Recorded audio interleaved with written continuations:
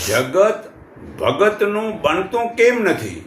કારણ કે જે ભગત ખરેખર ભગવાનનો બની જાય છે તેની તો ભગવાન એક પગે ઊભા રહીને સંભાળે છે, તો પછી ભગવાનના બનાવેલા એવા બીજા મનુષ્યની શું તાકાત છે કે તેઓ ભગતની સામે વેર કરી શકે?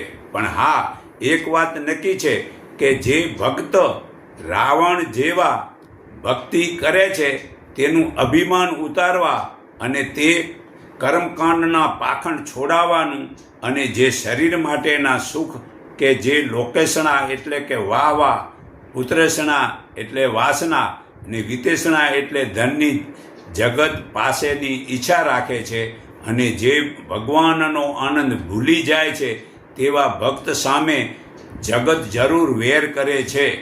તેની લોકો નિંદા કરે છે, તેને અંતે ભગવાન ઠેકાણે લાવે છે. ગીતામાં પણ કહ્યું છે, સુખ દુઃખને, લાભ અલાભને તથા જય પરાજયને સમાન ગણી યુદ્ધ માટે તું તૈયાર થા. એ રીતે યુદ્ધ કરવાથી તને પાપ લાગશે નહીં. આ ગીતા અધ્યાય 2 શ્લોક 38માં પુરાવો છે.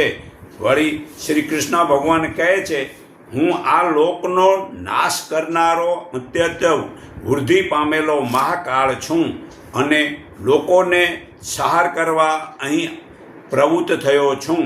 તેથી દરેક સૈન્યમાં જે બધા યોદ્ધાઓ ઊભા છે તેઓ તારા વિના પણ રહેશે નહીં, અર્થાત તું લડીશ નહીં તો પણ તેઓ નાશ પામશે.